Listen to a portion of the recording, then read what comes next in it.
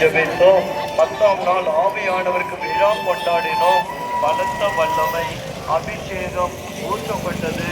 நிறைய பேர் பாவங்களிலிருந்து மன்னிப்பு பெற்றார்கள், புனிதம் பெற்றார்கள், புனித வாழ்வை பெற்றுக் கொண்டார்கள். ஒரு புனித வாழ்வு, மறு வாழ்வு, புதிய வாழ்வு உண்டானது. அப்ப இந்த பெந்தகோஸ்து நாளில் நடந்ததை என்ன? பேதுருவும் மற்ற அப்போஸ்தலர்களும் மரியாளோடு ஜெபம் பண்ணாங்க. ஜெபம் பண்ண பொழுது ஆவியானவர் வல்லமையாய் இறங்கினார். காற்று வீசியது, நெருப்பு இறங்கியது. ஒவ்வொருவரும் தூய ஆவியால் ஆட்கொள்ளப்பட்டார்கள். அவருடைய வாழ்க்கை மாறியது. அல்லேலூயா. அப்ப யாருடைய வாழ்க்கை மாறும்? தூய ஆவியானவருடைய வல்லமையை பெற்றால் அன்றி உங்களுடைய வாழ்க்கையும் மாற்றம் பெறாது, புனிதம் பெறாது, பரிசுத்தம் பெறாது. ஆண்டவருடைய கோயிலா இருக்க முடியாது. அசுத்தங்கள் தான் நுழையும், அசுத்த ஆவிகள் தான் வந்து தொல்லை செய்யும். உலக நாட்டங்கள், இச்சைகள் தான் வரும், உலக பாவ நாட்டங்கள் தான் வரும். அதையெல்லாம் மேற்கொள்ள முடியாது. எனவே தான் தூய ஆவியானவருடைய வல்லமை தேவை. இந்த சீடர்கள் அப்போஸ்தலர் வாழ்க்கையிலே ஆவியானவர் வந்த பிற்பாடு மாற்றம். பேதுரு எழுந்து பேசுகிறார், ஆவியானவரை பற்றி பேசுகிறார், இயேசுவை பற்றி பேசுகிறார். அப்படி பேசிட்டு இருந்தவர் பைபிள் தான் எருசலேம் ஆலயம் செல்கின்றார். திருத்தூதர் பணி 3ஆம் அதிகாரம். இறைவேண்டல் செய்யும் நேரத்திலே 3 மணி அளவிலே அவரும் யோவானும் எருசலேம் ஆலயம் செல்கிறார்கள். வழியிலே முடக்குவாதம் உற்ற ஒருவர் பிச்சை எடுத்துக் கொண்டிருந்தார். பேதுருவை பார்த்தவுடனே, ஐயா எனக்கு ஏதாவது கொடுங்க என்று பிச்சை கேட்டார். அப்ப பேதுரு சொன்னார், பொன்னோ வெள்ளியோ என்னிடம் இல்லை, என்னிடம் உள்ளதை உமக்கு கொடுக்கிறேன். நஸ்ரேனாகிய இயேசுவின் பெயரால் எழுந்து நட என்று சொன்னார். கையை பிடிச்சு தூக்கினாரு. அப்படி அவருடைய கணுக்கால்கள் வலு பெற்றன. எழுந்தார், நடந்தார், துள்ளி குதித்தார், ஆண்டவரை போற்றி துதித்தார். அல்லேலூயா. இன்னைக்கெல்லாம் நம்ம பிச்சை எடுக்க வந்திருக்கிறோம். சொல்லணும்னா என்ன, உண்மையா சொல்லணும்னா அந்தோனியாருக்கு பிச்சை கேட்க வந்திருக்கிறோம். இது வேணும், அது வேணும், இது நடக்கணும், அது நடக்கணும், பிச்சை கேட்க தானே வந்திருக்கிறோம். உண்மைதானே, போய் சொல்லக்கூடாது. இன்னைக்கு என்ன வேணும் அப்படின்னு அதை கேட்கதான் வந்திருக்கிறோம். நமக்கு என்ன வேண்டுமோ அதை தான், ஐயா எனக்கு இதை கொடுங்க, இதை செய்ய, என் பொண்ணுக்கு கல்யாணம் ஆகணும், என் பையனுக்கு வேலை கிடைக்கணும், என் கணவர் நல்லா இருக்கணும், எங்க ஆயா நல்லா இருக்கும். இப்படி ஒருத்தரும் ஏதோ ஒரு கருத்தோடு தான் பிச்சை கேட்க வந்திருக்கிறோம். பிச்சை ஜெபம் கேட்க வந்திருக்கிறோம். அல்லேலூயா, அல்லேலூயா. அந்த முடக்குவாதம் உற்றவன் முடங்கி போயிட்டான். அவன் வாழ்க்கை முடங்கி போயிடுச்சு. ஒன்னும் இல்லை, அவனுக்கு வழியே இல்லை. யாருடைய வாழ்க்கை முடங்கி போகும்? பாவத்தில் இருப்பவருடைய வாழ்க்கை முடங்கி போகும். பாவத்தில் இருப்பவர்களுக்கு நன்மை நடைபெறாது. பாவ வாழ்க்கையில் இருப்பவர்களுக்கு அற்புதம் நடக்காது. பாவத்தில் இருப்பவர்கள் ஜெபித்தால் பலன் கிடைக்காது. பாவ வாழ்க்கையில் இருப்பவர்கள் அழிவுக்கு உள்ளாகி கொண்டிருப்பார்கள். பாருங்க, மார்க்கு நற்செய்தியில 1 அதிகாரத்துல இயேசு முடக்குவாதம் உற்றவரை ஆற்றப்பட்டு வராங்க. அப்ப இயேசு அவரை உற்று பார்க்கிறார். உற்று பார்த்து இவருடைய பாவங்கள் மன்னிக்கப்பட்டன. அப்ப முடக்குவாதம் உற்றவருக்கு என்ன இருந்தது? பாவம். பைபிள் தான் நம்மள்ட்ட என்ன இருக்கிறது? என்ன இருக்குது? பொண்ணா வெள்ளியா, இயேசுவா பாவமா? என்ன இருக்குது பாருங்க, யோசிச்சு பாருங்க. நிறைய பேர்த்த பொண்ணு இருக்குது, வெள்ளி இருக்குது, ஆனா இயேசு இருக்காரா? இயேசு இல்ல. அப்ப என்ன நம்மள்ட்ட இருக்குது? பாவம் இருக்குது. என்ன பாவம்? பாவம்னா என்ன? கடவுளை மறுப்பது பாவம், இறைவனை மறப்பது பாவம், இயேசுவை நம்பாதது பாவம், இயேசுவை ஏற்றுக்கொள்ளாதது பாவம், இயேசுவின் கட்டளைகளை மீறுவது பாவம், இறை வார்த்தையின்படி நடவாதது பாவம். அல்லேலூயா. கடவுளுக்கு கீழ்ப்படிய மறுப்பது பாவம். ஆதாம் ஏவாளுக்கு எது பாவம்? ஆண்டவர் சொன்னதை அவங்க கீழ்ப்படியல, பாவம். என்ன ஆனது? பரிசுத்தத்தை இழந்தார்கள், அந்தஸ்தை இழந்தார்கள், செல்வத்தை இழந்தார்கள், சுகத்தை இழந்தார்கள், ஆண்டவரோடு உள்ள உறவை இழந்தார்கள். எல்லாம் போயிடுச்சு. என்னைக்கு பாவம் பண்றோமோ எல்லாம் போய்விடும், எல்லாம் அழிவுறும், ஒண்ணுமே நடக்காது. அல்லேலூயா. அப்ப கடவுளை மறக்க கூடாது. இன்னைக்கு ஒரு பாவம், உலகத்துல இருக்கிற ஒரு பாவம் என்னன்னா, எல்லாரும் நல்ல வீடெல்லாம் கட்டிட்டாங்க. இப்ப நிறைய பேருக்கு நல்ல வீடு இருக்குது, இருக்கா இல்லையா? எல்லாம் நல்ல வீடு கட்டுறாங்க, நல்ல வசதி ஆயிட்டாங்க, நல்லா சாப்பிடுறாங்க, நல்லா சொகுசா இருக்கிறாங்க. இப்ப யார் தேவையில்லை? நமக்கு யார் தேவையில்லை? கடவுள் தேவையில்லை. வருஷத்துக்கு ஒரு தடவை அந்தோனியார் கோயிலுக்கு வந்து ஒரு பொருத்தனை வச்சுட்டு காணிக்க செலுத்திட்டு போயிட்டா போதும். போதும் தானே? போதும் தானே? திருவிழாவுக்கு வந்துட்டா போதும், ஆடு அடிச்சு சாப்பிட்டா போதும், இதெல்லாம் வாங்கிக்கிட்டு வந்துட்டு கும்பல்ல கலந்துக்கிட்டு போயிட்டா போதும்.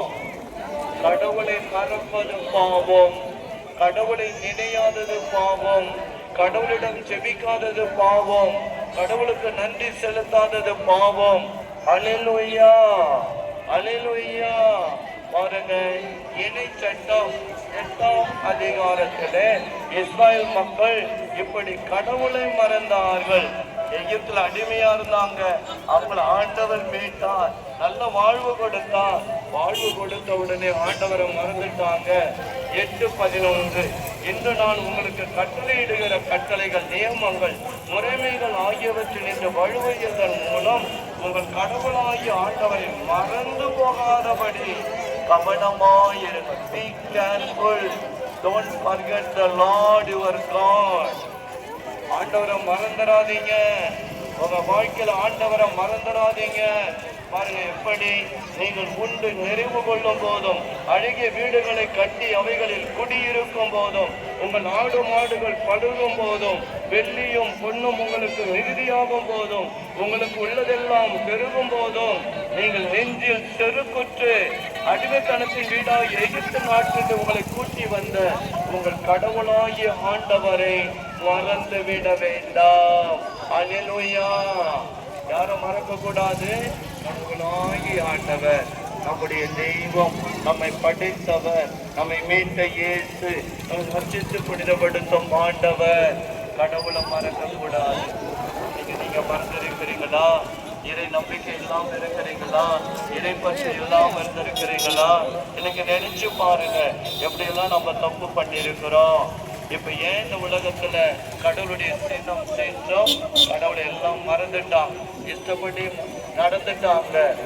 ஒரு முறை இப்ப இந்த அமெரிக்காவில் லாஸ் ஏஞ்சல்ஸ் அந்த இடத்துல ஒரு பெரிய கலை நிகழ்ச்சி நடைபெற்றது.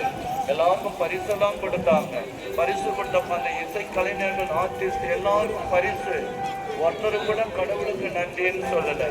வழக்கமா தேங்க்ஸ் டு காட், ஆண்டவர் தான் எனக்கு வெற்றி கொடுத்தார், ஆண்டவர் தான் எனக்கு இந்த பரிசை கொடுத்தார்னு சொல்லுவாங்களாம். அந்த நாள் ஒருத்தர் கூட கடவுளுடைய பெயரை சொல்லவே இல்லை. அப்போ ஒரு அம்மா சொல்றாங்க அந்த வர்ணனையால, there is no mention of God. இன்னைக்கு கடவுளை பத்தி யாரும் சொல்லவே இல்லை. எல்லாரும் கைத்தட்டி மகிழுங்கன்னு சொன்னா, நீங்க கைத்தட்டாதீங்க அதுக்கு போய். எனவே அப்படி எல்லாம் ரொம்ப கடவுளை கேலி பண்ணாங்க. அடுத்த 24 மணி நேரத்துல அந்த நகரம், அந்த நாடு முழுவதும் பத்தி எரிந்தது. கடவுளை மறக்கின்ற யாராக இருந்தாலும், எந்த நாடாக, எந்த ஊராக இருந்தாலும், எந்த வீடாக இருந்தாலும் பற்றி எரியும். கடவுளுடைய சினம் பற்றி எரியும். இதுதான் இன்னைக்கு எச்சரிக்கை. முதல் எச்சரிக்கை, கடவுளை மறப்பது, இயேசுவை மறப்பது, இயேசுவை நம்பாதது பாவம். அவர் இல்லாம இருப்பது பாவம். அவர் சொன்னதை கேட்காதது பாவம்.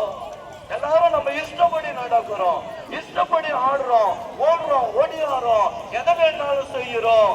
கடவுளை மறந்து, அவருடைய வார்த்தையை மறந்து இருக்கிறோம். இதைதான் அந்தோனியார் எச்சரிக்கை செய்தார். தன் காலத்தில் வாழ்ந்தவர்களுக்கும் இன்னும் தன்னை நாடி செபமுதவி வேண்டும் வருபவர்களுக்கும் எச்சரிக்கை கொடுக்கிறார். அல்லேலூயா, அல்லேலூயா, அல்லேலூயா. கடவுளை மறப்பது, உலக இன்பங்களில் இருப்பது, உலக நாட்டங்களில் இருப்பது நோவா காலத்தில் நடந்தது போலவே நடக்கும். லோத்தின் காலத்தில் நடந்தது போலவே நடக்கும். நோவா காலத்துல என்ன நடந்தது? பெண் கொண்டு கொடுத்து எல்லாம் ஜாலியா இருந்தாங்க, சுகபோகத்தில் இருந்தாங்க, எல்லாம் தாறுமாறா வாழ்ந்தாங்க, விபச்சாரத்தில் இருந்தாங்க, குடிவெறியில் இருந்தாங்க. பாவம், அந்த பாவம் செஞ்சு கடவுளை மறந்தாங்க. தண்டனை வெள்ளப்பெருக்கு. இப்ப அந்த எல்லாம் வெள்ளப்பெருக்கு ஏன் வருது? பாவம். நம்ம மனம் மாறணும். அடுத்ததாக லோத்தின் காலத்தில் நடந்தது என்ன? ஓரின சேர்க்கை. இப்பெல்லாம் விபச்சாரம் மட்டும் பாவம் கிடையாது, லெஸ்பியன், ஹோமோசெக்ஸ் என்று ஆங்கிலத்தில் சொல்வார். ஓரின சேர்க்கை. ஆண்கள் ஆண்களோடு பாவம், பெண்கள் பெண்களோடு பாவம். ஒரு பொண்ணு சொல்லுது, ரோட்டிலே ஒரு பொண்ணை கட்டி வச்சுக்கிட்டு நீ தாண்டி எனக்கு ஹஸ்பண்ட் சொல்லிக்கிட்டு போகுது. எப்படி பாருங்க. அதே போல பசங்க, ரெண்டு பசங்க ஜோடியா, மச்சான் நீ தாண்டா எனக்கு கொண்டாட்டின்னு சொல்லிட்டு போறான். வெட்கக்கேடு, சூடு சொரணை இல்லாத ஜன்மங்கள். இந்த உடல் தூய ஆவியின் ஆலயம், பரிசுத்தமான ஆலயம். இச்சைகளால், உடல் இச்சைகளால் இந்த உலகம் கெட்டு போய் கொண்டிருக்கிறது. இதுதான் எச்சரிக்கை. செல்போன். இப்ப அடுத்ததாக ஒரு பாவம். பாவம் எந்த வீட்டுல இருக்குதுன்னா, யார் கையில செல் இருக்குதோ பாவம். பரிசுத்தாவி இறங்குறாரு, செல்போன் இருந்த ஆவியானவர் இறங்குறாரு, சுகமா நலமா கிடைக்கிறது. எப்ப பார்த்தாலும் குஷ்டரோகி கையாட்டம் செல்லு தடவிக்கிட்டே இருக்கிறானோ நிறைய பேர். எத்தனை பிள்ளைகள், எத்தனை இளைஞர்கள், இளம் பெண்கள் பாவத்திலே செல்போனால் அடிமையாகிக் கொண்டு கெட்டு போய் கொண்டிருக்கிறார்கள். யாரோட பேச்சு, தவறான உறவுகள், தவறான பேச்சுகள், தாறுமாறான உறவுகள், நம்பிக்கை துரோகங்கள், குடும்பத்துல கணவன் மனைவி நம்பிக்கை துரோகம், விபச்சாரம், பேசித்தனம், பாவம். இந்த பாவம்தான் வீடம் போயிடும், பற்றி எரியும், குடும்பம் ஒன்றுமில்லாமல் ஆகிவிடும். அதுதான் எச்சரிக்கை. அல்லேலூயா, அல்லேலூயா. நன்றி ஆண்டவரே. இன்னும் பணம் பணம் பணம் திருடி பொய் சொல்லி ஏமாற்றி பணம் எப்படி வேணாலும் சம்பாதிக்கலாம். எனவே அப்படிப்பட்ட ஒரு நிலை. இதெல்லாம் எச்சரிக்கை. இன்னும் பாருங்க எப்படி எல்லாம் நடக்குது.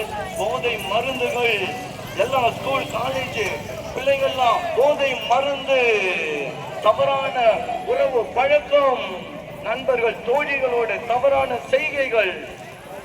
அந்தோனிய காலத்தில் எப்படிதான் சாங்கோ என்ற ஒரு அரசன் என்ன பண்ணா, தனது படையில சேருமாறு இளைஞர்களும் கூப்பிட்டான், நல்ல சாப்பாடு போட்டான், எல்லாம் குடிக்க கொடுத்தான், போதை மருந்து எதெல்லாம் கொடுத்தான். அவங்களுக்கு ஜாலியா இருங்க, பொண்ணு வேணுமா, பொண்ணுலாம் கொடுக்கிறேன், நீ என் கூட இருந்தா போதுன்னு தவறான வழியிலே அவர்களை தன்னோடு இருக்க நிலையிலே புனிதர் அந்தோனியார் என்ன பண்ணாரு? வந்து அவருடைய வலையில் விழவில்லை. இன்னைக்கு எத்தனை ஆண்கள் பெண்கள் வலையில விழுறாங்க, ஆன்டி வலையில விழுறாங்க, வேற எந்தெந்த வலையில யார் யார் கூட விழுறாங்க, யார் யாரும் மயங்குறாங்க, பேச்சுல மயங்குறாங்க, அழகுல மயங்குறாங்க, காமத்திலே பற்றி எரிகிறார்கள், அழிந்து போயிட்டு வீடே ஒண்ணு இல்லாம போயிடுச்சு, ஒன்றும் இல்லாமல் போய் கொண்டிருக்கிறது. எச்சரிக்கை. அல்லேலூயா, அல்லேலூயா, அல்லேலூயா. எவ்வளவு திருடு, பொய் சொல்லி ஒருத்தவன் வண்டியில போயிட்டே இருந்தப்ப அந்தோனியார் மடத்துக்கு வந்து மாட்டு வண்டியில உதவி செய், இல்ல ஒரு பணம் இருக்குதுன்னு சொன்னா, கொஞ்ச நேரத்துல பார்த்தப்ப என்ன ஆயிடுச்சு? வண்டியில வந்த பையன் வெள்ளமாக இருந்தான், ஓடி மன்னிப்பு கேட்டான். பொய் சொல்லி ஏமாற்றுகிற வாழ்க்கை. இன்னைக்கு எவ்வளவு பேர் பொய் சொல்லி ஏமாற்றுகிற ஒரு பாவ வாழ்க்கை, ஏமாற்றுகிற உலகம். அல்லேலூயா, அல்லேலூயா. திருடர்கள் பாருங்க, அந்தோனியார் காலத்துல அவர் பிரசங்கம் வைக்கிறப்ப வந்துட்டாங்க, அந்த கூட்டத்துல வந்து திருடணும்னு நினைச்சாங்க. அவர் அந்த திருட்டு தொழில் பற்றி பேசினார், அவர்கள் மனம் மாறினார்கள். இன்னைக்கு மனம் மாற்றம் தேவை. அல்லேலூயா. அல்லேலூயா அல்லேலூயா. அப்ப நம்மகிட்ட என்ன பாவம் இருக்கிறது? ஆண்டவரை மறக்கிறோமா? உலக செல்வத்தை தேடுகிறோமா? கண்களின் இச்சையா, உடல் இச்சையா, உலக ஆசைகளா, செல்போன் அடிமைத்தனமா, குடி வெறியா, விபச்சாரமா, ஓரின சேர்க்கையா, போதை பொருட்களா? பசங்கள்லாம் இன்னைக்கு கெட்டு கெட்டு வீணா போயிட்டான். ஒருத்தனுக்கும் ஜெபம் கிடையாது, ஜெபம் கிடையாது, கடவுளுக்கு நன்றி சொல்வது கிடையாது, கடவுளை நினைப்பு. அந்தோனியார்னு வரோம். அந்தோனியார் எவ்வளவு நேரம் ஜெபம் பண்ணார் தெரியுமா? நற்கருணை முன்னாடி மண்டியிட்டார், எப்படியெல்லாம் ஜெபித்தார், எப்படியெல்லாம் இறை வார்த்தையை வாசித்தார். அதுல கொஞ்சமாவது நமக்கு இருக்கிறதா? அவர் செய்தது போல நாம செய்கிறோமா? இயேசுவோடு உறவு கொள்கிறோமா? என்ன வாழ்க்கை? மாற்றம் இல்லாத ஒரு வாழ்க்கை. இந்த காலத்தில் இதுதான் ஆபத்து. இல்லைன்னா இன்னும் அடுத்த கொரோனா எல்லாத்தையும் மாறிட்டு போயிடும். இனிமேல் நாம் எச்சரிக்கையா இருக்கும். அல்லேலூயா. நன்றி ஆண்டவரே, நன்றி இயேசு.